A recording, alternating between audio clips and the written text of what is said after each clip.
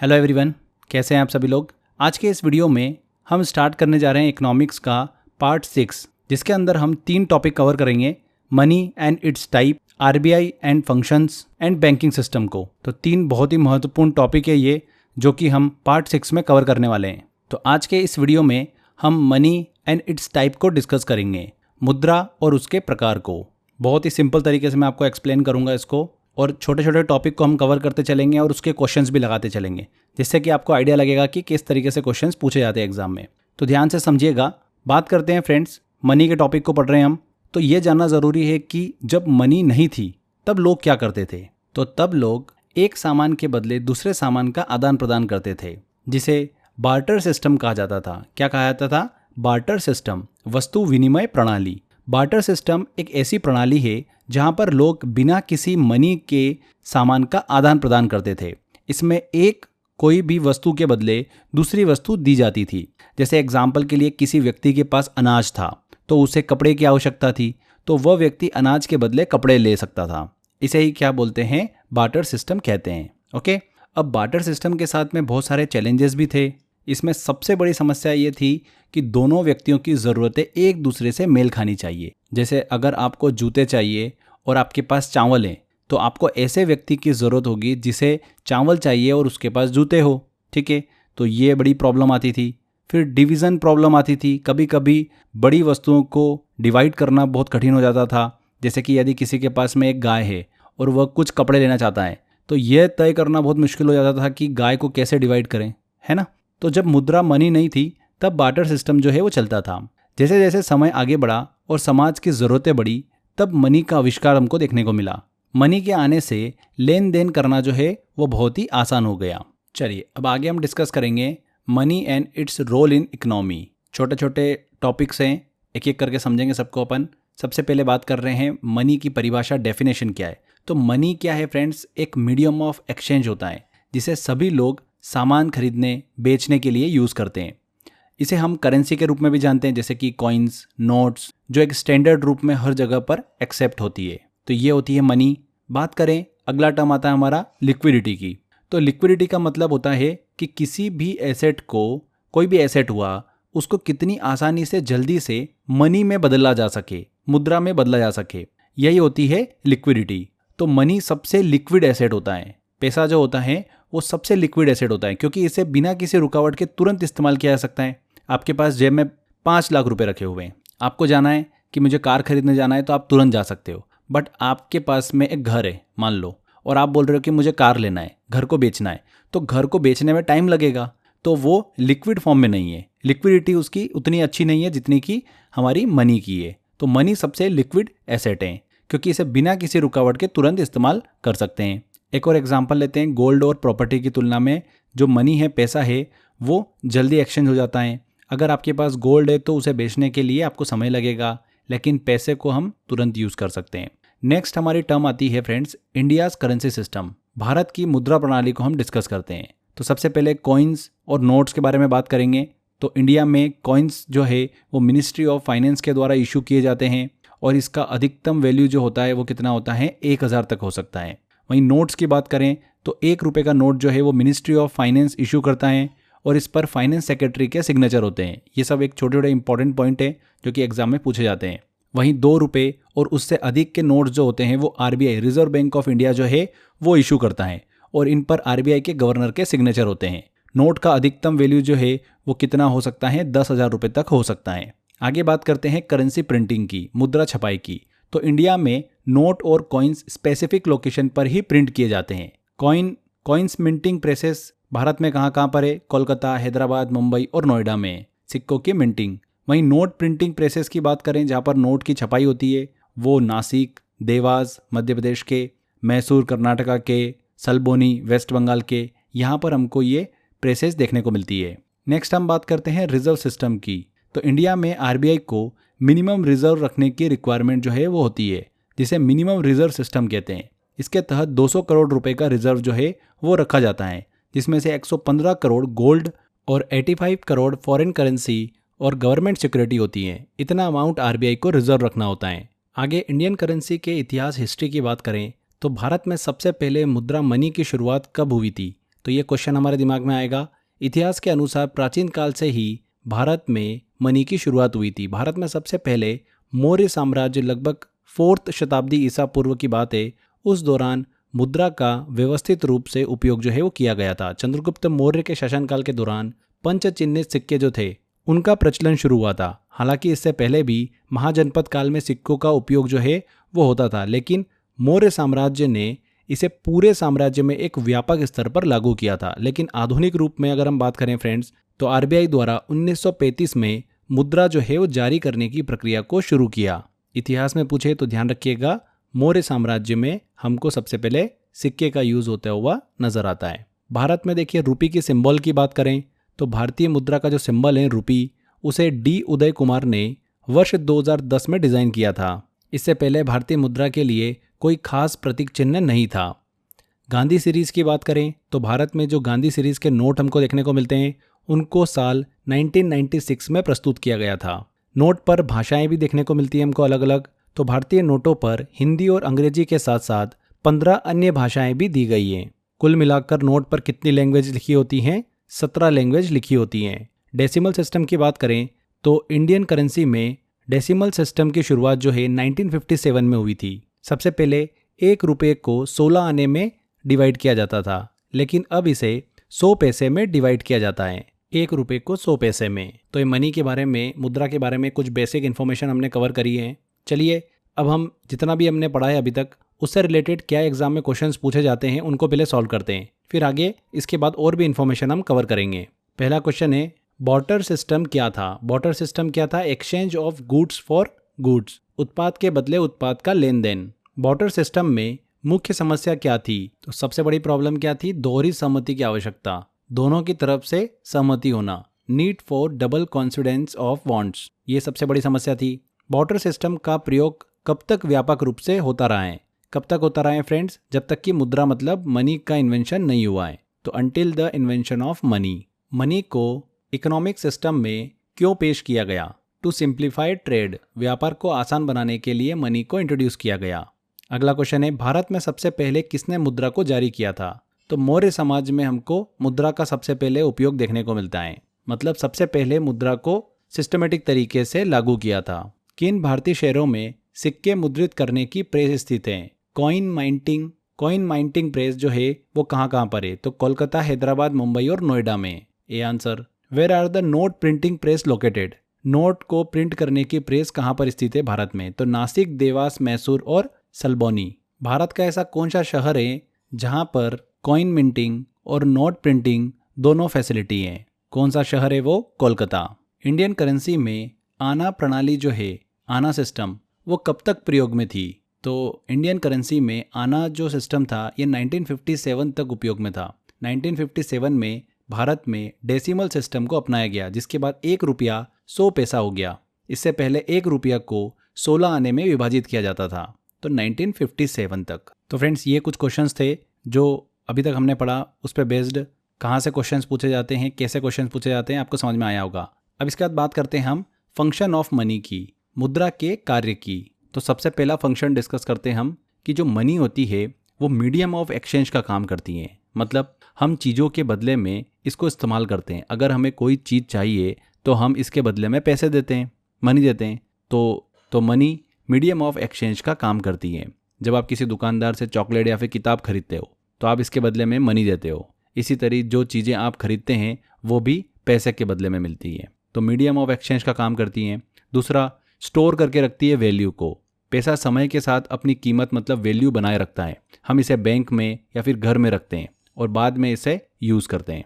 अगर आपने 500 रुपये बचाएं और बैंक में जमा कर दिए तो कुछ समय बाद भी वो 500 की वैल्यू बनी रहेगी, आप इसे बाद में यूज़ कर सकते हैं। तीसरी चीज़ जो मनी होती है वो वैल्यू को मेजर करती है। पैसा यह बताने में भी मदद करता है कि कोई चीज़ कितनी कीमती है। इससे हमें यह पता चलता है कि किसी चीज़ को खरीदने के लिए कितने पैसे चाहिए। अगर एक मान लो पेंसिल की कीमत 10 रुपये है और एक नोटबुक की कीमत 50 रुपये है, तो आप जान सकते हैं कि नोटबुक पेंसिल से ज़्यादा महंगी है। इसी तरह पैसा जो है वो चीज़ों की कीमत मापने का काम करता है। ठीक है, measure of value. Fourth function है इसका ट्रांसफ़र ऑफ वैल्यू। पैसे का एक और काम यह होता है कि हम इसे एक व्यक्ति से दूसरे व्यक्ति को भेज सकते हैं या किसी को दे सकते हैं। जब आपके पेरेंट्स आपको स्कूल फीस देते हैं या फिर ट्यूशन फीस देते हैं या फिर जब आप किसी दोस्त को उधार देते हैं तो आप पैसे का ट्रांसफ़र कर रहे होते हैं उस दौरान। तो ट्रांसफ़र ऑफ वैल्यू ये भी एक मनी का इंपॉर्टेंट फंक्शन है। आगे देखिए फ्रेंड्स, अब हम भारत में जो नोट्स चलते हैं उनसे रिलेटेड भी काफ़ी क्वेश्चंस पूछते हैं। तो टाइम पर इंडिया ने न्यू नोट्स जो है वो इशू किए हैं, तो हम इनके बारे में कुछ इन्फॉर्मेशन कवर करते हैं। इनके कलर से लेकर, इनकी साइज़ से लेकर, इनकी पिक्चर से लेकर काफ़ी क्वेश्चंस एग्जाम में आजकल बन रहे हैं। सबसे पहले हम बात करते हैं 10 रुपये के नोट की। तो 10 रुपये का जो नोट होता है इसका कलर होता है चॉकलेट ब्राउन कलर और साइज़ होती है इसकी 63 इंटू 123 मिलीमीटर। 10 रुपये के नोट पर हमको जो पिक्चर देखने को मिलती है वो देखने को मिलती है सन टेम्पल की, जो कि ओडिशा में स्थित है। ठीक है। 20 रुपीज़ के नोट की बात करते हैं तो इसका कलर होता है ग्रीनिश येलो, हल्का पीला, और इसका साइज होता है 63 इंटू 129 मिलीमीटर। इस पर हमको पिक्चर देखने को मिलती है एलोरा की गुफाएं की, एलोरा केव्स, जो कि महाराष्ट्र में स्थित है।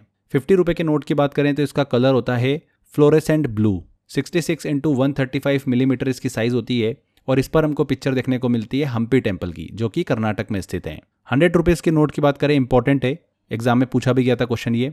इसका कलर होता है लेवेंडर, साइज है इसका 66 इंटू 142 मिलीमीटर और इस पर पिक्चर देखने को मिलती है हमको रानी की वाव, जो कि गुजरात में स्थित है।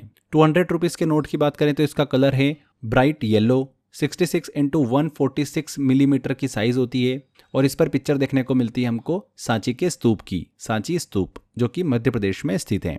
500 रुपये के नोट की बात करें, स्टोन ग्रे कलर का होता है ये, 66 इंटू 150 मिलीमीटर की साइज होती है और इस पर रेड फोर्ट जो है, जो कि दिल्ली में स्थित है, उसका पिक्चर हमको देखने को मिलता है। 2000 रुपये के नोट की भी बात कर लेते हैं, जो कि अब चलन में बंद हो चुके हैं।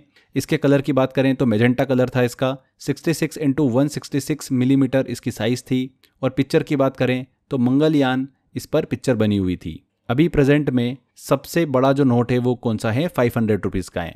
तो ये नोट से रिलेटेड कुछ बेसिक इन्फॉर्मेशन थी जो कि आपको पता होना चाहिए। आगे फ्रेंड्स, अब हम बात करते हैं टाइप ऑफ मनी की, मनी के प्रकार की। तो अलग अलग टाइप है मनी के, सभी को हम डिस्कस करेंगे, एग्जाम्पल से भी समझाऊंगा, ध्यान से देखिएगा। सबसे पहले हम बात करते हैं सॉइल्ड मनी की। सॉइल्ड मनी को हिंदी में बोला जाता है गंदा नोट। मतलब जब कोई नोट गंदा हो जाता है लेकिन फिर भी इसका इस्तेमाल किया जाता है, तब उसे क्या कहा जाता है, सॉइल्ड नोट कहा जाता है, सॉइल्ड मनी कहा जाता है। ओके, मान लीजिए कि 100 रुपये का नोट बहुत पुराना और गंदा हो गया, पर आप इससे सामान जो है वो खरीद सकते हैं। यही हो गया हमारा एग्जाम्पल सॉइल्ड मनी का। नेक्स्ट मनी होती है हमारी मल्टीलेटेड मनी, कटफट नोट जिसे बोला जाता है। जो नोट कटफट गया हो लेकिन इसे बैंक से बदला जा सके, उसे बोलते हैं मल्टीलेटेड मनी। अगर 500 रुपये का नोट बीच से फट गया हो तो आप इसे बैंक में बदल सकते हैं। तीसरा देखिए मनी आती है हमारी फॉर्ज्ड मनी, मतलब नकली नोट। नोट जो असली जैसा दिखता है लेकिन वैलिड नहीं होता है, उसे ही बोलते हैं फॉर्ज्ड मनी। अगर कोई आपको नकली 2000 रुपये का नोट दे दे या 500 रुपये का नोट देता है तो यह नकली पैसा है, इसको इस्तेमाल करना गलत है। ये होता है फॉर्ज्ड मनी। अगला मनी का टाइप आता है चीप मनी, सस्ता धन। ये वो पैसा होता है जिसे उधार लेना सस्ता पड़ता है क्योंकि इंटरेस्ट दर जो होती है, इस पे ब्याज दर वो कम होती है। अगर बैंक कहे कि उधार पर बहुत कम इंटरेस्ट लगेगा तो लोग ज़्यादा पैसा उधार लेंगे, इसे क्या बोलते हैं, चीप मनी बोलते हैं। फिफ्थ आता है हमारा डियर मनी। यह वो पैसा होता है जिसे उधार लेना महंगा होता है क्योंकि ब्याज दर जो होती है, इंटरेस्ट रेट, वो बहुत ज़्यादा होता है। अगर बैंक बहुत ज़्यादा ब्याज लेगा, इंटरेस्ट लेगा, लोन लेना महंगा हो जाएगा। इसे ही क्या बोलते हैं, डियर मनी बोलते हैं, महंगा पैसा बोलते हैं। नेक्स्ट आता है नियर मनी। ये वो पैसा होता है, वो मनी होती है जो कि नगद की तरह ही होता है लेकिन तुरंत इस्तेमाल नहीं कर सकते। इसे पहले बेचना पड़ता है या फिर बदलना पड़ता है, जैसे कि बैंक में जमा पैसा या फिर सोना जिसे नकदी में बदला जा सके। ये सब होती है नियर मनी। इसके बाद हम बात करें हॉट मनी की। तो हॉट मनी क्या होता है, वो मनी होती है जो कि फॉरेन से इन्वेस्टमेंट के रूप में आती है और जल्दी वापस चली जाती है। जैसे जो फॉरेन इन्वेस्टर होते हैं वो भारत के स्टॉक मार्केट में पैसा लगाते हैं और फिर कुछ समय बाद में वापस ले जाते हैं। इसे ही क्या बोलते हैं, हॉट मनी कहते हैं। काफ़ी इंपॉर्टेंट है, एग्जाम में पूछा आता है क्वेश्चन ये। अगला आता है हमारा प्लास्टिक या फिर स्मार्ट मनी। ये डिजिटल रूप में पैसा होता है, जैसे कि डेबिट कार्ड या फिर क्रेडिट कार्ड। जब आप शॉपिंग के लिए अपने कार्ड का इस्तेमाल करते हैं तो आप प्लास्टिक मनी मतलब स्मार्ट मनी का इस्तेमाल कर रहे होते हैं। अगला आता है क्रिप्टो करेंसी। ये वो डिजिटल करेंसी होती हैं जिसे केवल इंटरनेट पर इस्तेमाल किया जा सकता है। इसका कोई असली नोट या फिर सिक्का नहीं होता है। जैसे कि बिटकॉइन एक डिजिटल करेंसी है जिसे ऑनलाइन जो है वो इस्तेमाल किया जाता है। लास्ट में आता है हमारे पास में फैट मनी। फैट मनी जो होती है ये वो पैसा होता है जिसका असली कोई भी खास मूल्य नहीं होता है। लेकिन सरकार इसे वैलिड घोषित करती है। हमारे भारतीय रुपए या फिर अमेरिकी डॉलर इसी प्रकार की एक करेंसी है, मनी है। सरकार ने इसे वैध किया है, इसीलिए इसका इस्तेमाल होता है। इसको और सिंपल तरीके से समझे हम तो जो फैट मनी होती है वो ऐसी मनी होती है, उसका कोई इंट्रिंसिक वैल्यू थोड़ी होती है। जैसे कि अपन नोट यूज़ करते हैं, वो है तो एक प्रकार का कागज़ का टुकड़ा ही, पर लोग इसे इसलिए स्वीकार करते हैं, एक्सेप्ट करते हैं क्योंकि सरकार इसकी गारंटी देती है। समझ में आया आपको? तो ये हमने मनी के अलग अलग टाइप को डिस्कस किया, बहुत ही सिंपल तरीके से हमने सभी चीज़ों को समझा है। लास्ट में फ्रेंड्स हम करेंसी की बात कर रहे हैं तो हमें डीमोनेटाइजेशन की बात तो करना ही चाहिए। तो लास्ट में हम भारत में जो डीमोनेटाइजेशन हुआ था वो कब हुआ था उसको लेकर थोड़ा सा एक छोटा सा डिस्कशन करते हैं। तो सबसे पहले हम बात करते हैं कि डीमोनेटाइजेशन क्या होता है। डीमोनेटाइजेशन का मतलब है कि सरकार कुछ पुराने नोटों को बंद कर देती है ताकि वे अब लीगल रूप से मान्य न रहे, लीगल टेंडर न रहे। इसका मतलब ये होता है कि जो पुराने नोट पहले चलन में थे अब उन्हें दुकान या फिर बैंक में नहीं लिया जाएगा। यही होता है डीमोनेटाइजेशन। भारत में डीमोनेटाइजेशन कब कब हुआ अगर हम देखें तो 1946 में पहली बार डीमोनेटाइजेशन हुआ था। उस दौरान 10,000 के नोट चलते थे, तो 10,000 के नोट जो है वो बंद कर दिए गए थे 1946 में। उसके बाद दूसरी बार डीमोनेटाइजेशन हुआ 1978 में। ये दूसरी नोटबंदी थी। उस समय 5,000 और 1,000 के नोट बंद कर दिए गए थे। सेकेंड मोनेटाइजेशन के दौरान भारत के प्रधानमंत्री कौन थे? मोरारजी देसाई थे। ये चीज़ जरूर ध्यान रखिएगा, एग्जाम में क्वेश्चन पूछा गया था ये। नेक्स्ट बात करते हैं तीसरी नोटबंदी, थर्ड डीमोनेटाइजेशन। आपने कहीं ना कहीं इसको एक्सपीरियंस किया भी होगा। 2016 में हुआ था तीसरा डीमोनेटाइजेशन, जब भारत के प्रधानमंत्री कौन थे? नरेंद्र मोदी थे। 8 नवंबर को उन्होंने घोषणा की थी 500 और 1,000 के पुराने नोट को बंद कर दिया गया था। इसका मकसद क्या था? ब्लैक मनी, फेक करेंसी और करप्शन को खत्म करना। इससे सरकार को लगा कि इससे देश की अर्थव्यवस्था, इकोनॉमी को बेहतर तरीके से संचालित किया जा सकेगा। बात करें कि डीमोनेटाइजेशन क्यों किया जाता है, तो ब्लैक मनी को बाहर लाने के लिए, नकली नोटों का चलन बंद करने के लिए, भ्रष्टाचार करप्शन को कम करने के लिए, डिजिटल पेमेंट्स और ऑनलाइन ट्रांजैक्शंस को बढ़ावा देने के लिए। 2016 के बाद आपने देखा भी होगा कि भारत में डिजिटल पेमेंट्स जो है वो बहुत तेज़ी से बढ़ा, तो इस वजह से ही डीमोनेटाइजेशन जो है वो किया जाता है। यहाँ पर हमने एक टर्म यूज़ करी, लीगल टेंडर। लीगल टेंडर क्या होता है इसको भी समझते हैं।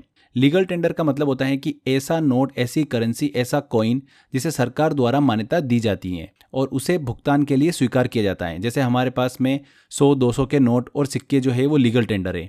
अगर कोई आपको भुगतान करना चाहता है, पेमेंट करना चाहता है, तो आपको इसे स्वीकार करना ही पड़ेगा क्योंकि यह सरकार द्वारा वैलिड माना गया है। तो यही होता है लीगल टेंडर। इसके अलावा 2 इंपॉर्टेंट पॉइंट और दिमाग में रखिएगा। भारत में आरबीआई ने करेंसी वर्ष जो है वो 1938 में इंट्रोड्यूस किया था और वर्ल्ड लेवल पर सबसे पहले कागज़ के नोट जो है वो चाइना में बनाए गए थे। कहाँ पर? चाइना में। इसके साथ साथ वर्ल्ड लेवल पर सबसे पहले प्लास्टिक के नोट जो है वो ऑस्ट्रेलिया में बनाए गए थे। और वर्ल्ड में सबसे पहले क्रिप्टो करेंसी को लीगल टेंडर जो है वो किस कंट्री में अनाउंस किया गया था? अल सल्वाडोर में। तो ये कुछ बेसिक इन्फॉर्मेशन है जो कि आपको दिमाग में रखना है। तो फ्रेंड्स यहाँ पर हमारा ये टॉपिक कंप्लीट होता है, मनी एंड इट्स टाइप। अच्छे से डिस्कस किया हमने, बहुत ही सिंपल तरीके से चीज़ों को समझा है। वही पॉइंट डिस्कस करें हैं जो कि एग्जाम में पूछे जाते हैं और लगातार पूछे जा रहे हैं। कुछ क्वेश्चंस लेते हैं, आपको आइडिया लगेगा कि कैसे क्वेश्चंस एग्जाम में बनते हैं। यहाँ से देखिए, पहला क्वेश्चन है, भारत में पहली बार डीमोनेटाइजेशन कब हुआ था? कब हुआ था? 1946 में। अभी डिस्कस किया हमने। 2016 के डीमोनेटाइजेशन में कौन से नोट बंद कर दिए गए थे? तो 500 और 1,000 रुपए के। डीमोनेटाइजेशन का मेन पर्पस क्या होता है, उद्देश्य क्या होता है? तो ब्लैक मनी को कम करना, रिड्यूस करना, reduce black money. B answer. 10 रुपए के नए नोट का रंग क्या है? तो 10 रुपए के नए नोट की बात करें तो उसका रंग है चॉकलेट ब्राउन, जिस पर सन टेम्पल जो कि ओडिशा में स्थित है उसका चित्र देखने को मिलता है, उसकी पिक्चर देखने को मिलती है। ऐसे क्वेश्चंस बहुत बन रहे हैं एग्जाम के अंदर, इसलिए ध्यान रखिएगा। 50 रुपए के नए नोट पर किस मंदिर की तस्वीर है? तो 50 रुपए के नए नोट पर हम्पी टेम्पल जो कि कर्नाटक में स्थित है उसकी तस्वीर है, उसकी पिक्चर है। अगला क्वेश्चन है, प्लास्टिक मनी क्या होती है? प्लास्टिक मनी होती है डेबिट कार्ड या फिर क्रेडिट कार्ड की हमने बात करी थी। क्रिप्टो करेंसी किस प्रकार की करेंसी है? क्रिप्टो करेंसी जो होती है ये वर्चुअल या डिजिटल मनी होती है। हॉट मनी का मतलब क्या होता है? तो फॉरेन करेंसी इन्वेस्टमेंट जो होता है शॉर्ट टर्म के लिए, पैसा आता है स्टॉक मार्केट में वापस चला जाता है, उसी को बोलते हैं हॉट मनी। B answer. ऐसे क्वेश्चंस एग्जाम में पूछते हैं इस टॉपिक से। सारे क्वेश्चंस हमने इजीली बना लिए हैं। ये क्वेश्चंस जो है कहीं ना कहीं पिछले कुछ सालों में क्वेश्चंस पूछे गए थे, वही हमने डिस्कस करें हैं। टेस्ट वाले सेक्शन में मैंने और भी क्वेश्चंस दे रखे हैं, आप उनकी बार बार प्रैक्टिस करते रहिए। 100% फ्रेंड्स इस टॉपिक से क्वेश्चन आएगा, आप बिल्कुल सही करके आओगे। तो मेहनत करते रहिए, आपको सफलता ज़रूर मिलेगी। Thank you.